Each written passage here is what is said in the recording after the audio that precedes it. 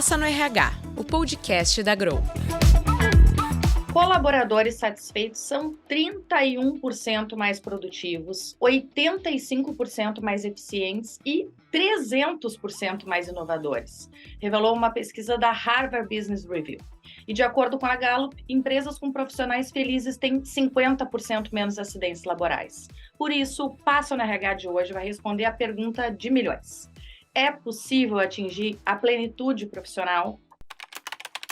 Eu sou a Carolina Furmeister, sou cofundadora e diretora de produto aqui da Grow, sou psicóloga e atuo diariamente com gestão comportamental e People Analytics. Minha convidada de hoje é a Caroline Garrafa, especialista em neurociência, minha xará Carol, partner e head de People Skills na Link School of Business.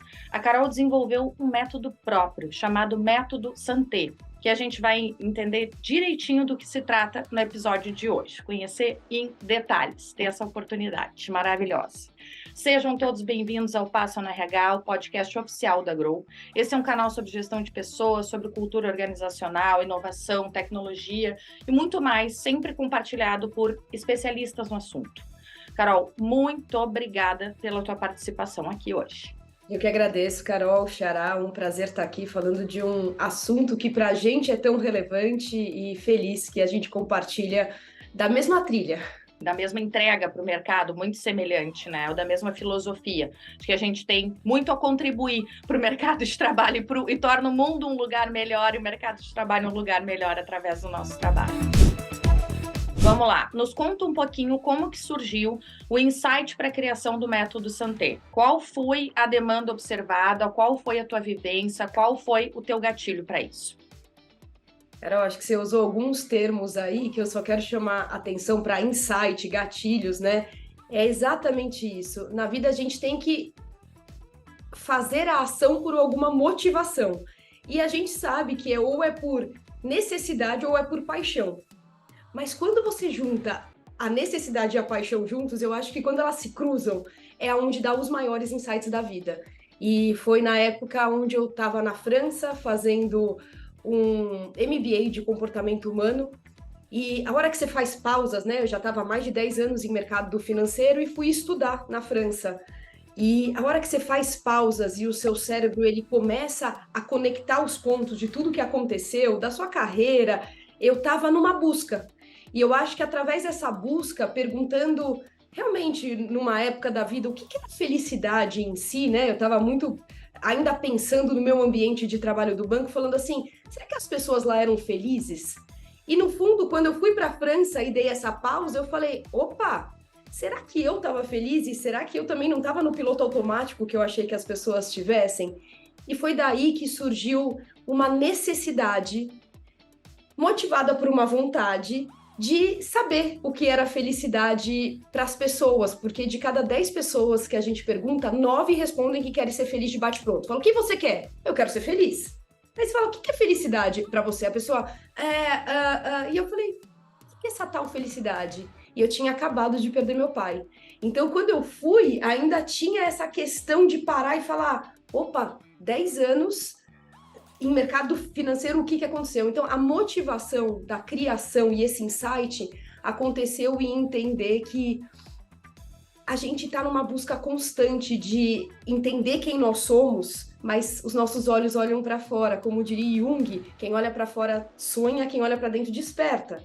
E eu acho que aquilo foi um despertar, estar na França e estar naquele meu momento sabático, estudando, mas sabático foi aonde eu comecei a entender essa busca, essa necessidade de se descobrir. Então, foi daí que veio esse principal insight. E aí, estando na França, eu falei, então, peraí, se esse é o insight, eu não posso passar a minha licença aqui, o meu tempo estudando. E aí eu pedi para acabar o curso em 3 meses, era um curso de 10 meses, eu pedi para acabar em 3, para ir fazer essa pesquisa no mundo. E por que no mundo, Carol? Porque como a gente sabe, a neurociência fala que 70% é na prática. E aí eu fui querer entender na prática o que era essa tal da felicidade. E daí surgiu algo muito interessante de ver que a felicidade, apesar de todo mundo, 99% das pessoas acham que a felicidade é individual, cada um tem a sua. Mas eu descobri um padrão entre a felicidade, perguntando em todos os lugares aonde eu parei. E aí eu falei, peraí, então se tem um padrão, existe um direcionamento, porque cada ser humano é único, ninguém é igual a ninguém, a gente não é, mas todos os seres humanos têm necessidades básicas, e se descobrir e se desenvolver é uma delas. Por isso da metodologia, para a gente direcionar para algum lugar, mas cada um na sua própria trilha, isso é importante de ser falado. Ai, que interessante. Eu adorei a tua fala, alguns pontos, como, né, de tu ter ido para lá enxergando que, em primeiro lugar, que no local que tu estava trabalhando, tu te questionava muito se as pessoas estavam felizes. E quando tu chegou lá, tu viu que essas pessoas que tu estava falando era tu mesmo também, né? Era sobre ti mesmo. E eu acho que eu estou trazendo esse ponto porque eu acho que às vezes é uma dificuldade dos indivíduos também, das pessoas no trabalho. A gente olha para fora, as pessoas têm tendência de olhar para fora e pesquisar, mas isso fala da gente também. E às vezes os nossos anseios em busca dessas respostas acabam entregando soluções para mais um monte de gente que pode se beneficiar com isso também, né? O quanto essa busca é importante. E achei demais, assim, ter encontrado um padrão nesse sentido, que foi o que ampliou a tua busca, né, que tu trouxe. Então, nos conta mais como funciona esse método e o que tu encontrou como padrão até onde vai o padrão e aonde chega a questão do indivíduo, que é o que tu tá trazendo, que é único, né, e sempre será, enfim. Será, e sempre será. É uma linha muito tênue. Então, eu devorei quase todos os livros sobre felicidade nesse período que eu estava estudando, e aí fui para a prática. A prática era comprar aquela passagem que não pode voltar para trás, e em todo lugar onde eu parava era a mesma pergunta sempre: o que é felicidade para você? E nessa época, não era com o objetivo, a meta específica de criar uma metodologia. Era de uma busca interna, e aí é muito interessante que a gente entenda que as melhores coisas e as coisas mais grandiosas, elas partem do nosso interno. Elas partem de uma necessidade intrínseca de você descobrir aquela resposta.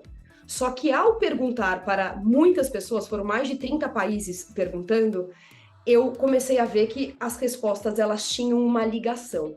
Todo mundo respondia, apesar das culturas serem muito diferentes. Então, imagina que eu fui para Laos alimentar monge, e fui para Dubai, e fui para pontos onde é outra cultura, é outro mundo, né? Eu fui para o Tahiti, eu fui para Nova Zelândia. Mas todo mundo respondia, Carol, que para ser feliz precisava ser amado. Ninguém falava que queria ser feliz sozinho. Todos os melhores momentos de felicidade eu estava junto com alguém. Então, o ser amado, mas também amar, era o primeiro ponto.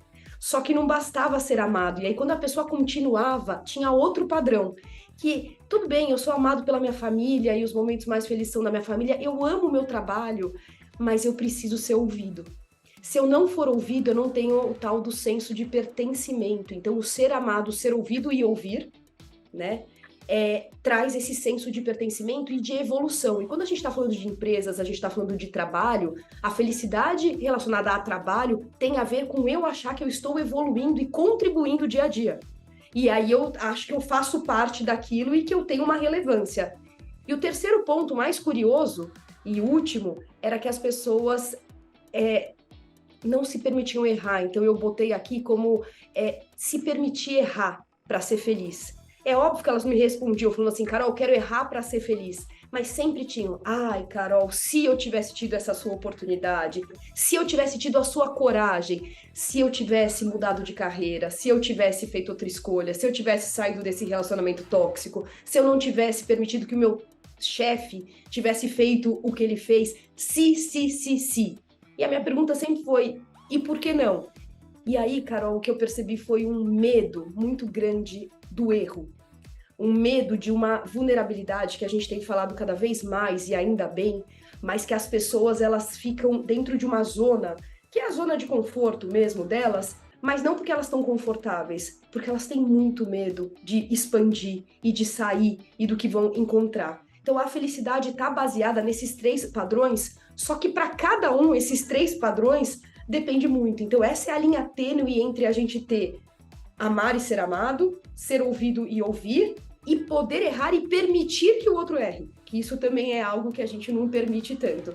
Baseado nessas 3 descobertas, apesar desse mundo tão grande, eu voltei para o Brasil e falei, será que isso tem cunho científico? Porque agora que eu juntei vários dados, eu falei, será? E aí eu aprendi a minha segunda maior lição da vida. A primeira foi entender que eu também estava naquele piloto automático e que a minha vida, apesar de ser engenheira e trabalhar em mercado financeiro, números não era o sujeito, era o predicado da frase. O sujeito da frase eram pessoas com resultado. E a terceira coisa, né, não era nem a segunda, a terceira coisa que caiu ali de insight para mim foi falando, uau, a gente está na contramão. A felicidade é mais simples do que eu imaginava e a gente está cada vez mais egoísta. A gente está cada vez se escutando menos. E a gente está cada vez permitindo que o erro ele não aconteça. E aí foi que eu fui buscar na neurociência uma explicação para ver se tinha alguma base. Descobri o Quarteto da Felicidade, aí fui fazer Santa Casa, aí me especializei em neurociência. E aí vi que tinha o ser amado e o ser ouvido. Eu falei, a dose, eu chamo de dose os quatro, né? Dopamina, ocitocina, serotonina e endorfina. A dose explica muito do ser amado e do ser ouvido. E o cerebelo, que é a nossa estruturinha, que só é uma parte do cérebro, que ele só aprende através de tentativa e erro, ele precisa de feedback, isso está errado. E de feed forward, continua fazendo isso que isso está certo, ou isso está certo, faça mais, tal. E se a gente não fala que está errado, e se a gente não fala para os nossos filhos, para os nossos funcionários, a gente não impõe limites, a gente realmente começa a automatizar todo o nosso sistema errado. E eu falei, então tem um cunho científico no amar, ser ouvido e poder errar. E aí eu falei, então se tem um cunho, para onde a gente está indo? Como é que eu ajudo os outros a entender que isso é simples, mas que precisa de um caminho que não é fácil? Porque apesar da felicidade ser simples, ela não é fácil. E eu queria, e sempre assim, essa linha tênue entre, não, mas fácil não, ela não é. Ela não é complexa, ela é simples, mas ela não é fácil, porque a gente acaba, no meio dessa dose, a gente dosa de uma maneira muito errada. Então, a gente vai buscar dopamina através da rede social, através das conversas, né, Carol? A gente sabe muito disso, do emprego, a gente acaba entrando nesse piloto automático e o mundo escolhe a gente, não a gente escolhe. Enfim, quando eu sentei e falei, o que é esse piloto automático? Eu falei, as pessoas não se conhecem, então o método ele se baseia aí rapidamente numa fundação de primeiro se descobrir, descubra. Quem é você? Só que quando a gente usa essa palavra autoconhecimento, a gente está distorcendo ela. Então, eu estou falando de um autoconhecimento muito como você pensa e como você sente. Você está na congruência entre o que você fala e o que você faz, o que você está realmente pensando e sentindo, para depois que você entender isso, e pensa na sua empresa, não é só entender você, mas entender seus funcionários, entender a sua cultura, entender o seu ambiente, o ambiente modela muito, a epigenética já fala isso, para você recriar um mindset de sucesso. O que é um mindset de sucesso? Existe uma falácia que a gente só usa 10% do cérebro. Isso não é uma verdade. A gente usa ele na sua totalidade, mas não na máxima potencialidade que ele tem. Passa neurotransmissores, passa neurônios em todos eles, mas a gente não usa na máxima potencialidade. Então é se descobrir para recriar talentos, para você se fortificar, você suprir isso e para a gente poder ir para uma guerra, uma batalha contra a vulnerabilidade, contra os nossos erros, contra todas as interferências e crenças que a gente tem chamados sabotadores, armado nesse sentido de me apropriando do que eu já faço bem para ir batalhar contra o que eu não faço tão bem assim. A gente vai muito pelado para essa guerra, a gente enfrenta isso todos os dias. Então descobrir, recriar, desconstruir sabotadores para construir o seu caminho. A gente tenta construir caminho sem ter a fundação, a gente monta em cima de areia mesmo a nossa estrutura. Mas aí não funciona, né? Uhum. Não funciona, é o que a Bíblia fala, né? Fica super frágil tudo, né? E aí, quando você constrói numa base sólida, robusta, o vento pode vir, porque vai vir. A tempestade vem e bate, machuca, arranha, mas você não cai nesse sentido. Você pode até cair e levantar, mas você não desmorona, você não desaba, porque você tem uma estrutura forte. Para manter equilíbrio, Carol, esse que é o método. Descobrir, recriar, desconstruir para construir, para manter equilíbrio, nunca resultado, equilíbrio sempre. Esse é o método da Santé. Que demais, adorei. E eu ia só fazer um comentário, né, sobre um dos, não sei como tu chama, desculpa, os pilares da felicidade, que é o amar e ser amado, a escuta, enfim, e ser escutado. e o terceiro que está relacionado ao erro, né? A permissão para errar, e o quanto que isso é um contrassenso, né? Porque as pessoas elas não conseguem agir, virar a página em relação ao se eu tivesse feito, se eu tivesse, quando na verdade, quando elas não conseguem agir, parece que elas estão com um compromisso com o erro delas. Elas estão amarradas ao erro delas sem conseguir, mas tu não precisa ficar com compromisso do teu erro, né? Justamente é essa virada que eu vi que tu fala bastante através do teu exemplo também no teu Instagram, principalmente, que eu acompanho, sobre tu ser engenheira e hoje tá totalmente orientada a outra área. E tá tudo certo, é a tua nova escolha, é a tua escolha, é a escolha que tu te identifica mais, é que tá conectada com a tua felicidade, né? E o quanto que justamente o não conseguir mudar é o que te amarra no compromisso com um erro que está relacionado à infelicidade e não à felicidade, né, que é o passo. Uhum. E eu vi também sobre a tua descoberta toda do que é felicidade, que tu tem um quadro, não sei se é um quadro que tu chama assim, mas que tu pergunta para algumas pessoas da tua rede de relações, né, que trazem sobre o que é felicidade para elas. Muito legal. Posso te perguntar o que é felicidade para você? Eu sei que isso não estava no nosso script, mas... Não, claro que pode. Claro que pode. Olha, eu tô muito pautada, né, em toda essa base que tu trouxe, assim, que é amar e ser amado. Acho que um dos pilares fundamentais para mim é a minha família. Eu sou bastante orientada para o trabalho, gosto bastante, criei uma empresa que hoje está super bem, funciona, tenho ela há 20 anos, há um tempão. Então, sou muito orientada para o trabalho, eu me realizo trabalhando, os meus filhos sabem disso, né? Eles lidam com a minha ausência, com essa felicidade, entendendo que isso é felicidade para mim e não necessidade. Também tá junto, mas em primeiro lugar é felicidade, é realização. Eu sou apaixonada pelo que eu entrego, enquanto eu puder estar entregando isso, eu vou estar feliz, né? Vou estar tá relacionada à minha felicidade. Mas não acima de qualquer coisa, né? Eu preciso ter tempo para minha família, né? Isso é prioridade para mim. Os meus finais de semana com a minha família, as minhas noites com a minha família, são coisas inegociáveis que estão relacionadas à felicidade para mim também, assim como o tempo para mim, né? Que é o meu bem-estar. Quer que seja a minha meditação, a minha terapia, a minha massagem, a minha academia, é um monte de dias, né? Mas, enfim, que é o que acaba me reconectando comigo mesmo, com o meu propósito e até me ajudando a lidar com conflitos e com a peleia do dia a dia. Peleia é uma expressão aqui do Sul, né, Carol? De gaúcho. Mas que está relacionado a que, obviamente, não é tudo flores. Meu dia a dia tem dias péssimos e difíceis e desafiadores, natural, como de todo mundo, mas essas questões, esses pilares, me ajudam a transpor tudo isso também com mais facilidade, né? Então, isso no geral, compreende a minha felicidade. Maravilhoso, maravilhoso. Até de explicar o que para o cérebro é um equilíbrio dinâmico. Quando a gente fala manter o equilíbrio, a pessoa já pensa, e eu que vim dessa área de engenharia e lido muito com pessoas mais lógicas, balança, 50-50. Você não passa 50% em casa e 50% trabalhando. Mas a hora que você fala, é inegociável as minhas noites, o meu final de semana, o meu respeito comigo próprio de ter o tempo de ir na academia, ir na massagem e tal, esse é o seu equilíbrio dinâmico, que é o 20-80, mas no 20 você tá nos 20 ali, você tá o 100% dos 20% que assim você tem.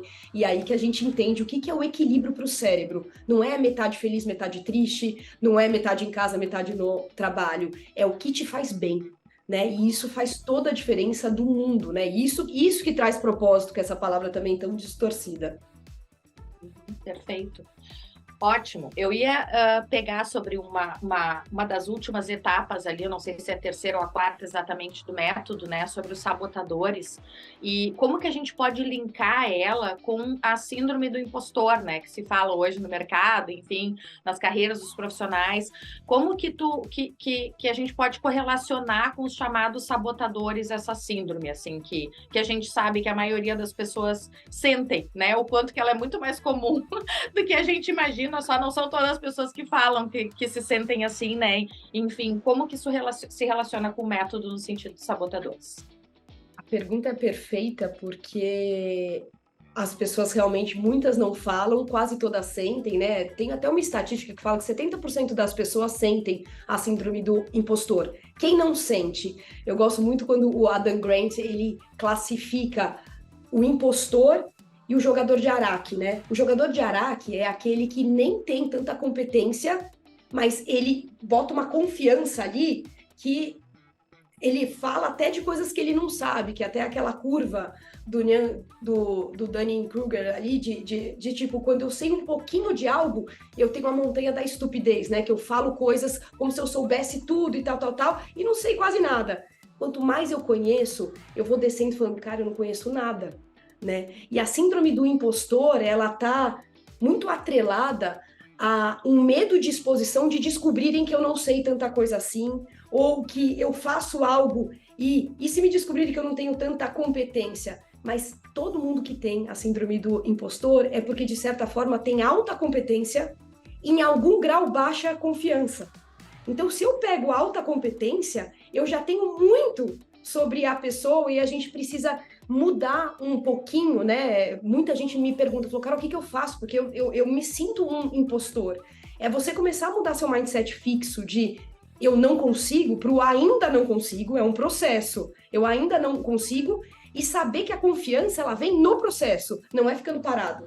A confiança é como se fosse o movimento de, assim, você tentar um passo por dia, porque a gente brinca, fala, nas aulas a gente fala, a prática leva a, e aí todo mundo responde, a perfeição.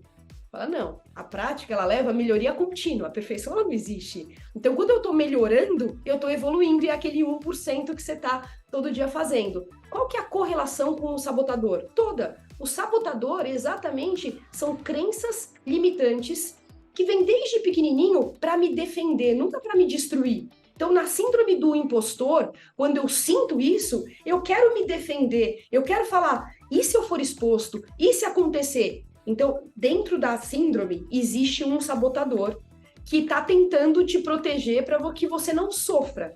Só que a proteção dele faz com que você não cresça. E esse foi um dos grandes ensinamentos que eu tive da biologia, entendendo que a genética influencia, mas ela não é determinística. O ambiente influencia muito mais do que a genética. Então, toda vez que eu tenho uma crença que ela é limitante, Carol, eu começo a agir de uma forma que me paralisa um pouco mais. E o que eu preciso fazer é entender que isso é uma crença e tentar ter o mindset de crescimento de que eu estou no processo de evolução. Não é para você ir em preparação, porque aí tem cortisol na veia e você vai ficar estressado. Então, aquele negócio, tá com medo? Vai com medo mesmo. Tem a síndrome? Vai. Ah, você acha que você não sabe falar em público? Se coloca na situação. Não. Se prepara. E aí vai com medo, mas a preparação é o grande segredo para a gente começar a combater. Então, tem tudo a ver um com o outro, mas nem toda síndrome é um sabotador, mas toda síndrome tem um sabotador envolvido. Excelente. Depois eu ia evoluir contigo para perguntar, né, como que as empresas podem chegar no mindset proposto pelo método, pelo Santé? Como que tu, em primeiro lugar, como que tu conscientiza as empresas disso, né? E como que tu aplica projetos nesse sentido também? E como vem sendo a receptividade também, eu tenho curiosidade de saber, assim, sabe? É impressionante o que aconteceu na pandemia, porque na pandemia a gente teve como se fosse uma paralisação de um sistema em movimento. E teve um lado muito negativo, e a gente sabe disso, quanta gente perdeu gente e tal, só que teve uma conscientização necessária, porque quando o sistema está desequilibrado, alguma coisa precisa acontecer para começar a voltar para o equilíbrio. E as empresas começaram a perceber que, quando a gente fala, como é que as empresas fazem? É como se a gente colocasse a empresa como sujeito, né? A empresa tem pessoas. Então, quando o Simon Sinek fala 100% dos seus funcionários são pessoas, 100% dos seus clientes são pessoas. Se você não entende sobre pessoas, você não entende sobre negócios. E essa conscientização é que fica cada vez mais clara de, opa, a gente tem que dar resultado. Mas se a gente não tiver as pessoas, de certa forma, bem, com um bem-estar, e você mesmo começou o podcast hoje falando índices muito altos de o quanto um bem-estar, o quanto a felicidade é o fator número 1 da produtividade. Não existe fator maior ou melhor do que o bem-estar para eu produzir mais. Quando a empresa entende isso, como é que eu conscientizo? Falando, você é feliz? A pessoa fala, mas você veio aqui falar... Falei, porque felicidade gera lucratividade. Através do quê? Da produtividade. E aí você vai conscientizando isso. Então, se as empresas entenderem que apesar de elas serem de tecnologia, mercado do financeiro, qualquer produto, serviço que elas tenham, tiverem pessoas atrás, a gente está falando dessa conscientização de que a gente precisa sim, como até um bem da sociedade. Existem empresas fazendo universidades, e eu não vou nem falar universidade, porque esse termo eu aprendi há pouco tempo atrás, que ele está errado, é uma academia. Academias dentro das empresas, para que realmente a empresa seja responsável pela essa mini sociedade que existe dentro dela, que são os colaboradores. Olha que coisa bonita se a gente realmente cuidasse dos nossos funcionários. Muita gente confunde e fala, mas não é minha família, porque eu não vou me mandar embora alguém da minha família. Você não precisa ter uma família, mas você precisa ter senso de comunidade. Você precisa entender que o cérebro é social e as pessoas passam muito tempo no seu trabalho, na sua empresa, e com o seu propósito. E é isso que está perdendo. Então, a conscientização, ela tem sido cada vez maior, cada vez melhor e cada vez mais profunda. Ninguém mais quer treinamento, Carol, assim, vem aqui, Carol, eu faço muita palestra. Só que quando eu vou para a palestra, eu tenho um objetivo muito grande, que é conscientizar que não pode parar ali. Porque se parar ali, o funcionário abrir o filtro e ele vai falar, e o que vai acontecer? Você precisa continuar nessa trilha. Só que o que acontece muito ainda hoje em dia é que não tem link entre uma trilha e outra. Por isso que eu acredito em programas, eu acredito num acompanhamento, eu acredito numa evolução que passe a ter step by step. Por isso que método é algo que a gente fala, mas não fica engessado a metodologia? Não, o método é para dar direcionamento. A forma como você vai aplicar pode ser completamente diferente para Carol Garrafa e para Carol da Grow. Sim. Assim como para cada empresa também, a metodologia que tu implanta, ou a forma da metodologia, pode existir uma customização relacionada a como tu entrega para cada empresa também, de acordo com a cultura, enfim. Eu adoro falar com assim, pessoas que entendem isso. Eu fui dar uma palestra na Azul e eu comecei falando, eram 170 pilotos. Falei, vocês estão em piloto automático? Para eles, quê? Aí eu falei, como é que tá seu plano de voo? A linguagem, isso é muito legal, a gente entender que se a gente fala a língua da pessoa que está na nossa plateia, já é o primeiro quebra-gelo maior de uma conexão que gera confiança. E não existe relacionamento sem confiança. Então, você pegou num ponto de, se eu vou para Porsche, é diferente. Se eu vou para o Itaú, e eu fui para a tecnologia do Itaú, eu pergunto se eles estão conectados. Porque tem a ver com a linguagem de tecnologia do dia a dia deles. E aí você vai fazendo... E é assim que a gente engaja. Não é a Carol tem uma metodologia que vai falar sempre igual. Não. A Carol tem uma linha que sabe que todo ser humano precisa se descobrir e precisa passar. Mas da forma, o como é de cada um. Perfeito. Demais. E por que Santé? Nos conta. Essa pergunta eu gosto muito de responder, porque Santé veio da França. Eu estava na França quando me deu esse grande insight, essa grande inspiração, né? Mais do que a minha motivação, a inspiração.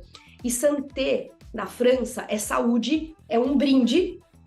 Brinde a gente nunca faz sozinho, Carol, a gente sempre precisa do outro, o cérebro é social, então quando a gente fala de felicidade, fala de uma felicidade conjunta, quando você fala Santé, eu tô brindando algo bom, eu tô feliz. E Santé de saúde, na França também significa saúde em termos gerais, igual é aqui, não é só saúde, é saúde corporal, é saúde física, é saúde mental. Então, Santé, as cores dela também são o equilíbrio máximo entre as palhetas ali, né? Que é o rosa forte e o verde forte, que juntos, e a gente tem o símbolo do A, dão crescimento, dão a direção, como se fosse uma bússola mesmo, e dá tudo que você precisa para juntos vocês chegarem mais longe. Então, Santé é um brinde à vida. Demais. A gente aqui é muito fã também a gente tem na nossa cultura, e por isso que eu tenho liga total, assim, e eu não tinha pesquisado sobre o Santé que tu tá trazendo, né? E a gente é muito fã, que está na nossa cultura, sobre celebrar pequenas conquistas também, e pequenos momentos. Pequenas e grandes, mas a gente gosta mais das pequenas até do que das grandes. Porque para poder criar essa cultura e entender que toda vez que a gente celebra pequenas conquistas, a gente está se conectando com o nosso potencial realizador também, né? E tu não precisa ser grandes coisas para tu te conectar com o teu potencial realizador. São pequenas coisas do dia a dia, uma coisa nova que tu conseguiu fazer, que tu conseguiu desenvolver, né? Brinda por isso, celebra por isso, faz pequenas celebrações. Então, sempre é isso, né? Só queria falar que você, de novo, acabou... Eu sempre começo qualquer palestra falando que não existe coincidência, nada é por acaso e tudo faz sentido, né? E a gente está numa sintonia tão boa aqui, que toda hora você tem trazido pontos. Agora você acabou de trazer um ponto fundamental, né? Que é, se o cérebro ele não celebra pequenas coisas, a dose está errada. A gente começa a distorcer a dose. E por isso que dose, a diferença entre o remédio e o veneno é a dose.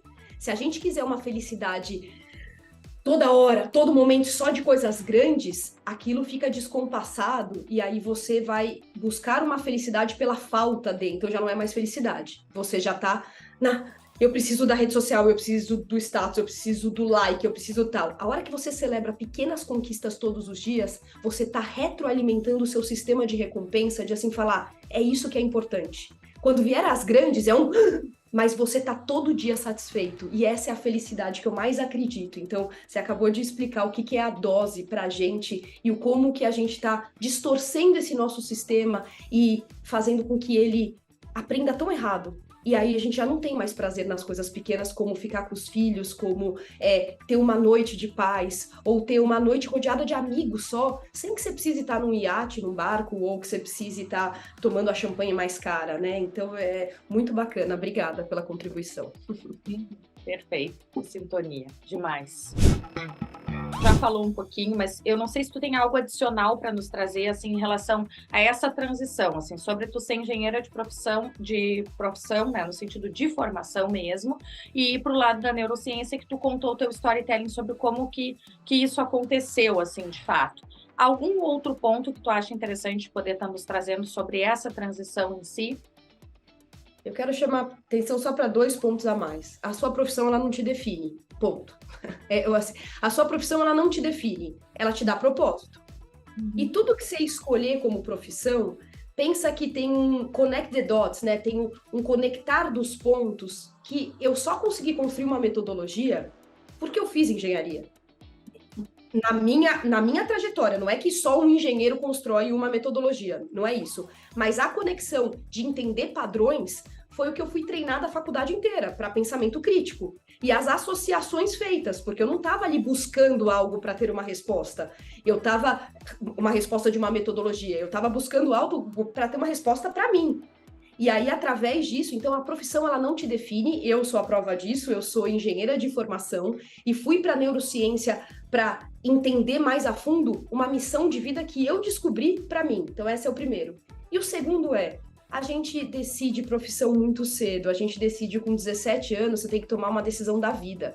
E já está em todos os estudos que é uma das épocas mais estressantes para os jovens, aonde ele tem que tomar, e o seu cérebro, a parte racional já está formada, ele tem um poder de tomada de decisão, mas a parte emocional ainda não, toda formada, é por volta de 25 e 26 anos, então imagina que a gente tem essa distorção. Então, o que eu falaria aqui é, a sua profissão, ela precisa te dar propósito. O propósito é o que você faz todo dia, o que você está devolvendo para o mundo, né? Quando você já está transbordado. Mas ela não te define. O quem é você é muito mais profundo do que isso. Então, toda vez que a gente começar uma conversa, não sei como é no Sul, Carol, aqui em São Paulo, a primeira pergunta é o nome, quando você não conhece alguém. A segunda é o que você faz.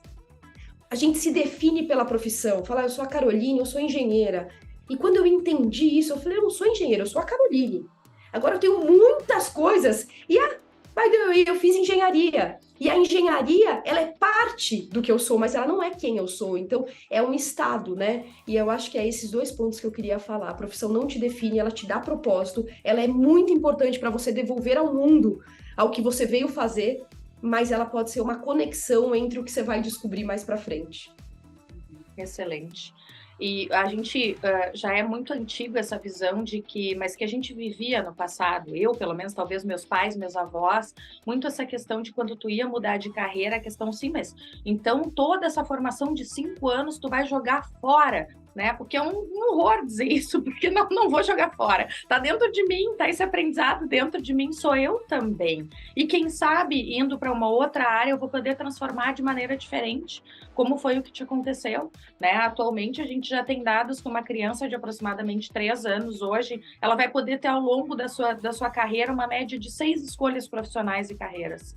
E que coisa boa essa plasticidade, essa possibilidade de mudança, essa transposição, inclusive, de aprendizagens completamente diferentes, né? Porque pode ser super útil, como foi o teu caso, um dos gaps, por exemplo, que a gente que é da área da psicologia, que os psicólogos têm, que é uma coisa que tem que estar sempre na nossa pauta, é justamente essa questão do processo, né? É não estar trabalhando tanto no subjetivo e sim poder estar trazendo isso para um processo. Como que tu trabalha essas questões de maneira mais prática, mais objetiva, mais processual, com mais tangibilidade?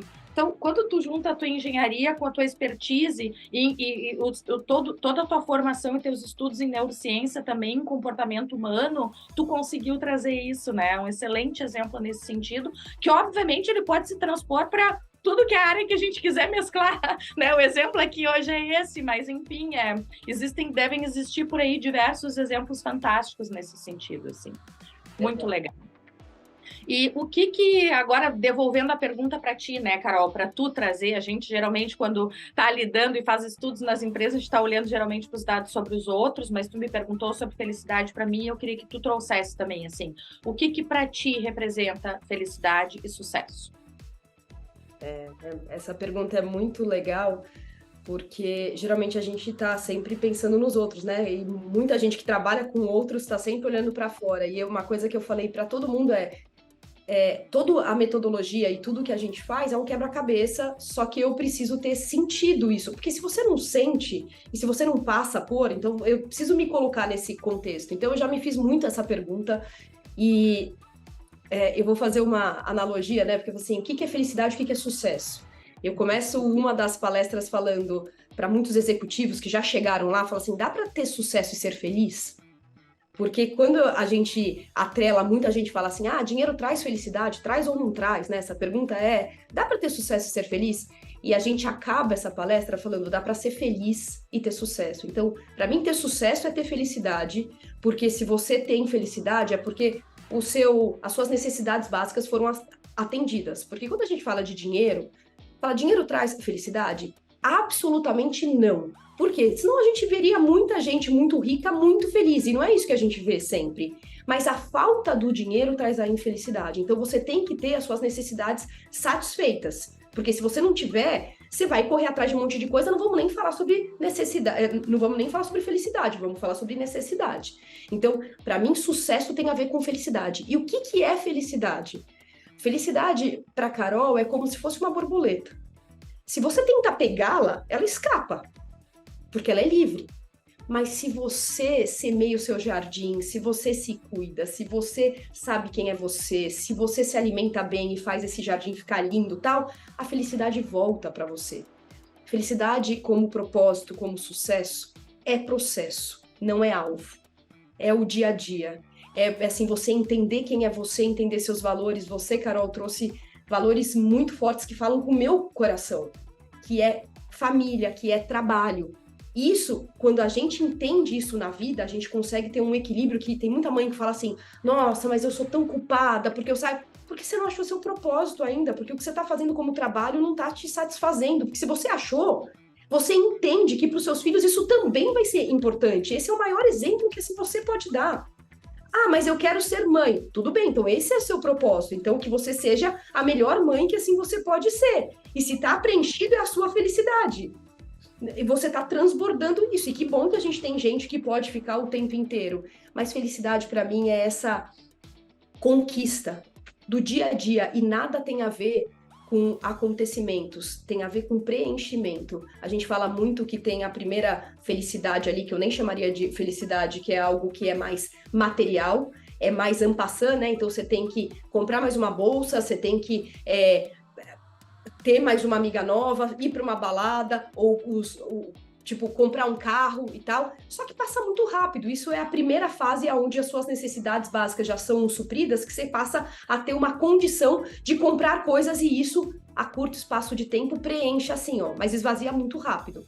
Depois que você entende... Não é que não é bom, só um parênteses, é bom, né? Só que é super bom, só que passa rápido. Tem que ter consciência do quão efêmero é isso, né? E é necessário. Você trouxe um ponto super importante. É bom e é necessário. Eu não tô falando que é para você ficar só na vida de que você tem vontade de comprar alguma coisa, você pode e você não faz porque você fala, não é isso que é felicidade. Não é sobre isso. É até o primeiro estágio, depois que você supre a necessidade. Mas depois que assim, você começa a se aprofundar e a amadurecer, porque também tem isso, né? O amadurecimento do que é realmente a vida. A gente não fala da morte, mas tem um assim, limite e tal. Você vai estreitando um pouco e tem uma vida com mais comprometimento. Que aí você prefere a viagem em vez da compra, que você prefere ficar à noite com os seus filhos em vez de ficar no celular ganhando like. E aí você vai, que na empresa você prefere algo que você nem tá falando só do bônus mais alto, mas que você vai ter um prazer danado de estar lá e estar ajudando e tal. É uma vida mais comprometida com o seu propósito. E aquilo dura mais tempo. Até você chegar no seu último estágio, que é a vida com significado. A hora que você chegou no último estágio, que você entendeu o significado, esse é o transbordo, que é a diferença entre eu dar esmola, que aí, eu sou um giver, eu tô dando esmola para satisfazer o que, olha como eu me senti bem, eu tô me sentindo melhor do que a pessoa que recebeu a esmola, do que eu dar o meu ouvido para uma pessoa que se sente invisível ser ouvida. Eu tô transbordando, aí eu tô devolvendo ao mundo, a felicidade ela já é tão perene que eu vou perder gente porque a vida é assim, eu vou passar por situações difíceis, mas o estado ali de preenchimento, ele não esvazia. O que vem são momentos difíceis. Eu adoro falar a frase, todo mundo fala, que, Carol? Eu falo assim, tem muita gente que fala, para mim a vida são momentos felizes. É disso que é feita a vida. Para mim, a vida são feitas de momentos tristes, porque todo o resto é feliz. Mas alguns momentos eles são tristes mesmo, e aí a gente tem que encarar o luto. Eu não acho que tem que fazer, morreu alguém, tudo bem, todo mundo morre. Não, é um desapego material ali, do físico, que é difícil. Perdi o emprego, cara, é difícil. Eu me senti rejeitado, acabei um relacionamento, acabei um casamento. Não vamos negligenciar, mas são momentos. E aí, se você entender o que você tem dentro e se conhecer bem, você tem a estrutura para cair em 7 e levantar 8. Perfeito. Se o pilar está bem construído, né, ele é sustentado. A gente vai agora para o quadro, que é um quadro que a gente tem aqui no Passa no RH, que é o que você faria. A ideia é que a gente possa debater sobre situações que acontecem no cotidiano de profissionais que atuam com RH ou até lideranças, né, trazendo soluções mais executáveis e eficazes, assim. Então, vou te colocar de frente de um cenário para ver como é que tu conduziria. Uma liderança comercial foi contratada para assumir um time após a antiga head do setor ser demitida. Existe muita resistência prévia, porque todos eram muito apegados à gestora anterior, mas não há nenhuma intenção de trocar a equipe, já que são muito bons tecnicamente. Essa nova liderança percebe que o que falta para a equipe é inteligência emocional e resiliência para se adaptar a essa grande mudança. O que fazer para solucionar os conflitos e não gerar desmotivação em quem está entrando? Ou até o que fazer com a head, o que fazer com o time? O que tu sugeriria? Muito legal esse problema, me senti assim, do tipo, vamos decupar um pouco, né, o que foi falado, né, então a gente tá falando de uma liderança comercial, aí na minha cabeça já vem assim um depara para talento, se é uma liderança comercial, o que essa pessoa faz bem? Ela vende bem, porque se ela não vende bem, ou ela tem talentos de aptidão de persuasão, de liderança mesmo, tal, para ela falar com o cliente. Eu primeiro se voltaria para se preocupar com o time que ficou. Mais do que ainda a primeira pergunta de para não desmotivar quem está entrando, existe um time que aconteceu algo e a gente não sabe, porque não está no contexto, por que a outra pessoa foi mandada embora. Mas um time gostava dessa pessoa. E aí o que está faltando, tem aí 2 palavrinhas, né, que é inteligência emocional e resiliência.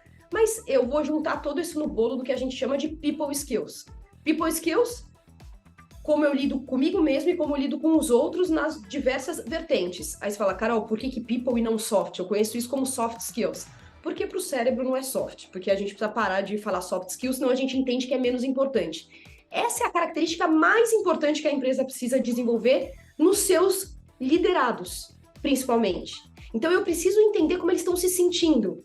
E eu preciso fazer um elo de confiança, porque sem confiança não tem relacionamento. Então essa pessoa que está chegando nova, ela precisa primeiro escutar.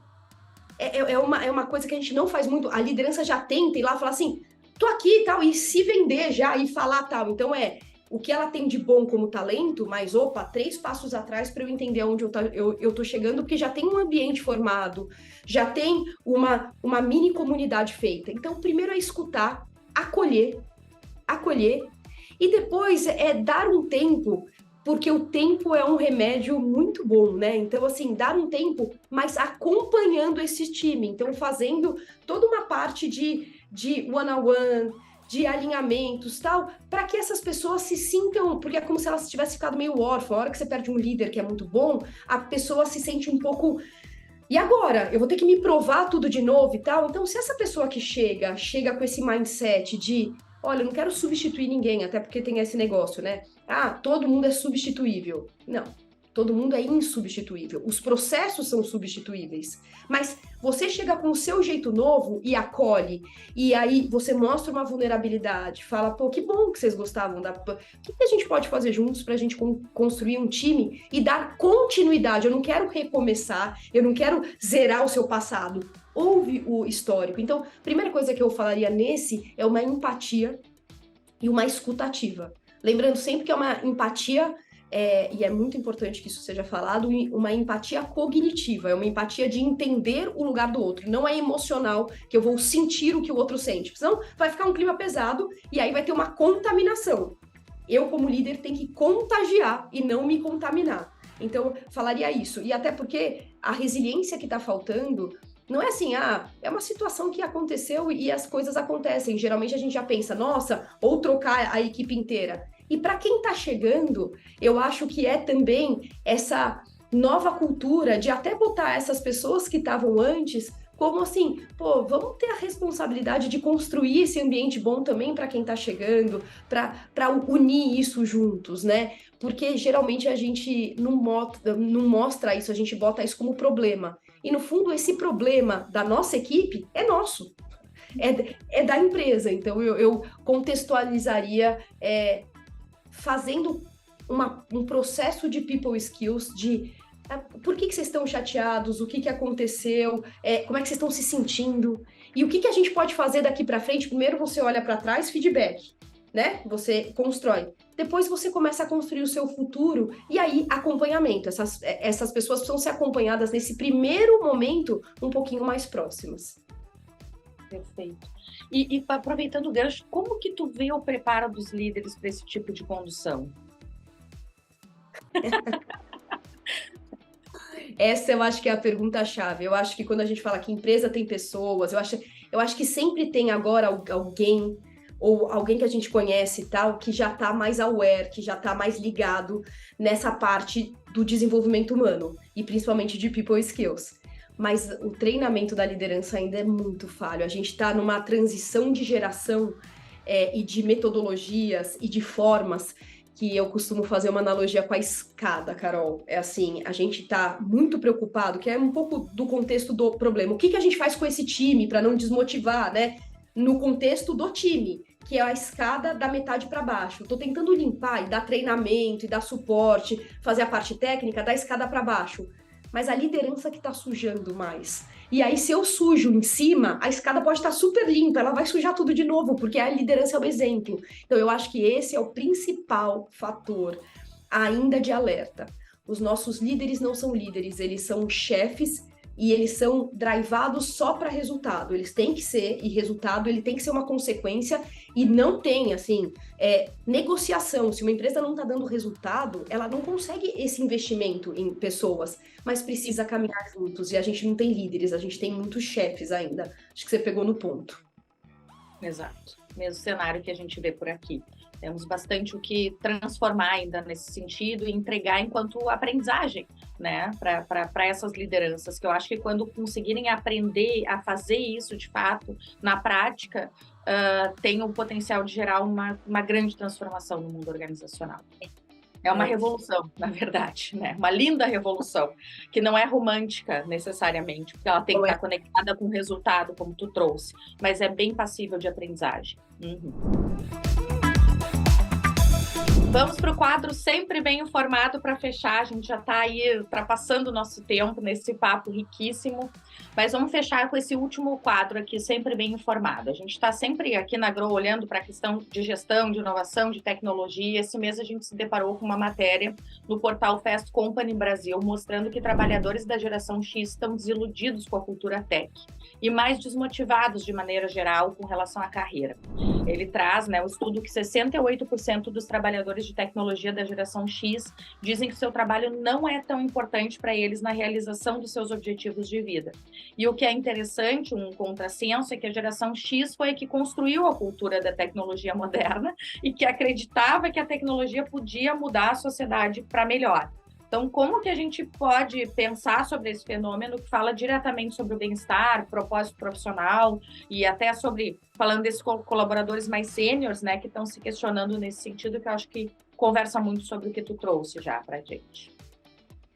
Importantíssimo a gente falar, tem muita gente falando sobre a geração nova que está chegando, mas tem toda uma geração que está insatisfeita, mas que fez todo um movimento para chegar até ali, né? Então, assim, o passado tinha uma insatisfação, então foi se movido muita coisa para chegar até aqui. Mas a hora que eu chego e eu comparo, porque uma coisa que a geração nova não tem, ela não tem no que comparar. Ela tá no que ela tá vivendo agora. E a geração nova é uma geração muito de presente, que não pensa no futuro.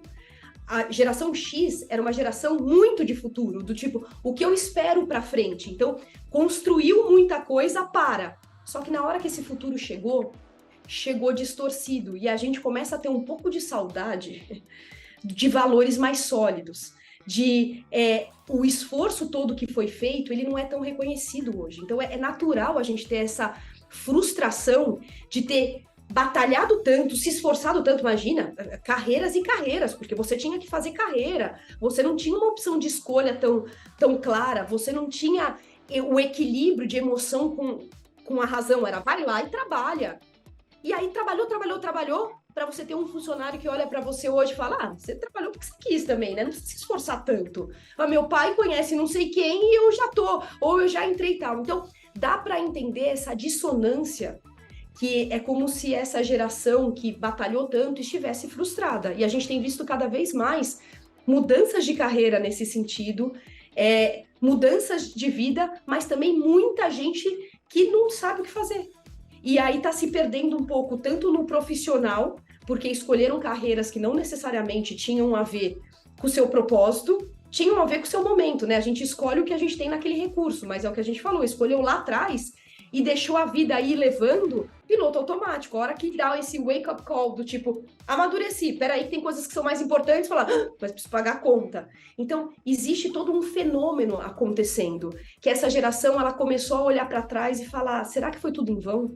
Então, o que a gente precisa agora é fazer um trabalho muito específico com esta geração para entender que não, tudo que o cérebro e conectar todos os pontos é muito válido e muito necessário, porque, de novo, a gente está vivendo a dicotomia de nem tanto o prazer extremo de viver só o presente, não pensar em nada, porque, imagina, a gente tinha que esperar o comercial, a gente tinha que esperar o dia seguinte para ver a série, hoje em dia não se espera mais nada, então é um prazer instantâneo, que eu não preciso esperar mais nada, e futuro a gente pensa depois, porque a gente não sabe o que vai acontecer, e os caras ainda passam em um Covid, que aí só intensifica do tipo, tem que viver tudo que a gente tem, e sem limite. Então a gente está tendo um choque de gerações, super importante de ser falado, mas muito ainda, do jeito que a gente falou da liderança, muito negligenciado. A gente está deixando essas pessoas sofrerem sozinhas nas nossas empresas. Porque a gente está falando de quiet quitting, muito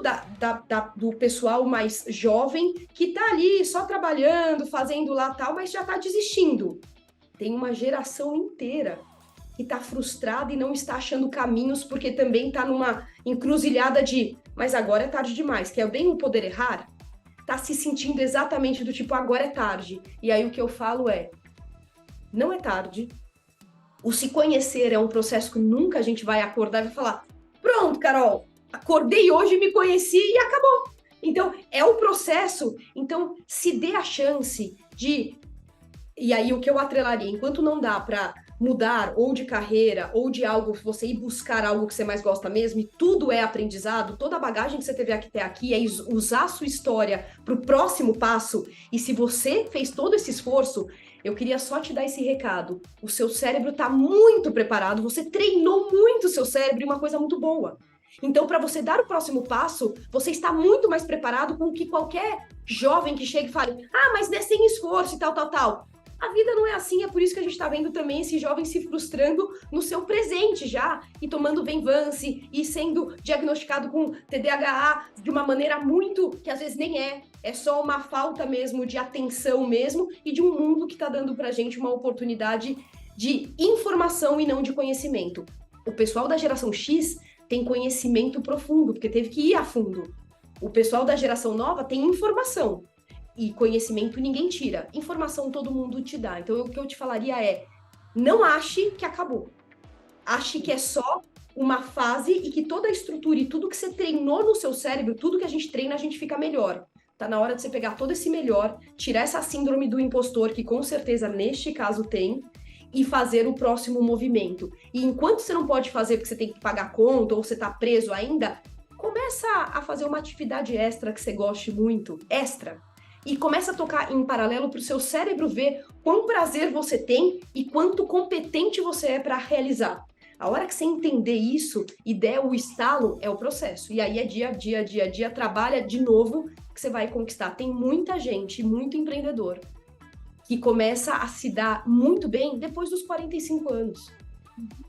Então, eu tô falando 45 porque foi um número que ultimamente saiu mais. A gente vê de 50, 55, 60. Tem gente se formando em medicina com 60 anos.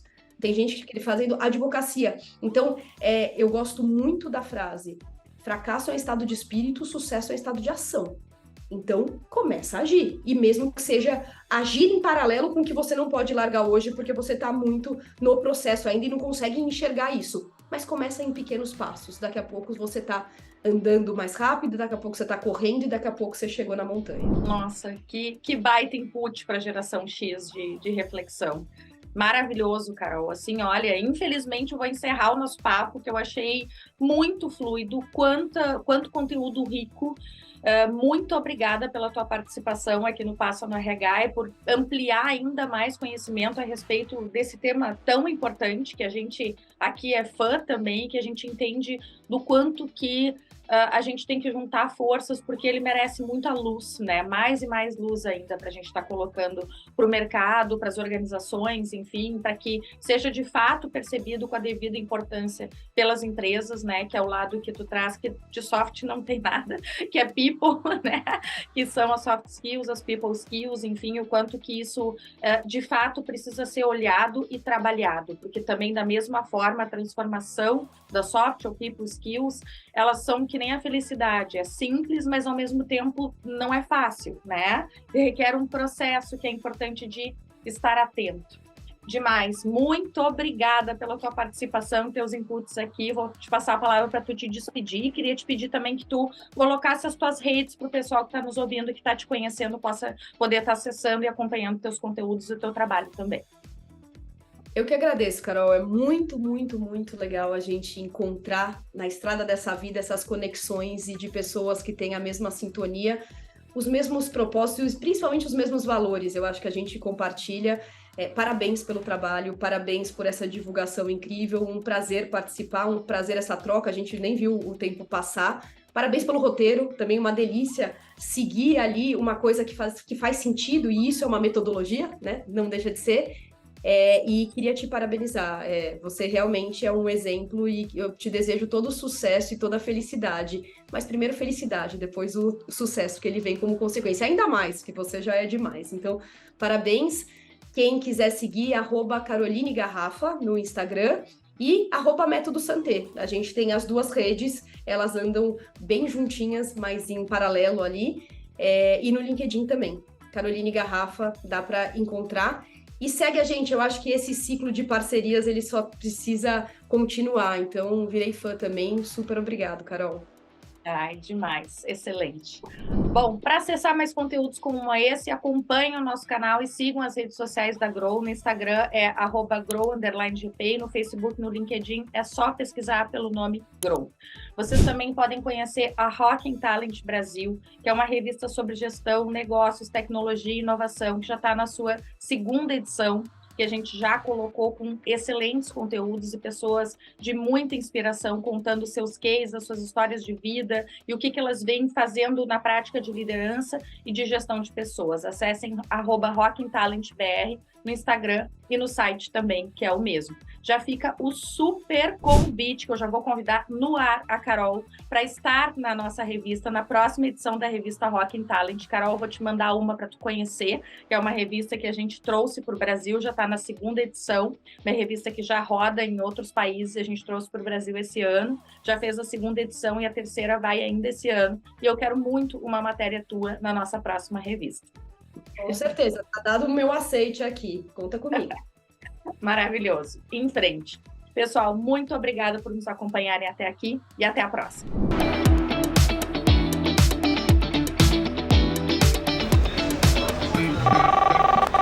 Passa no RH, o podcast da Grow.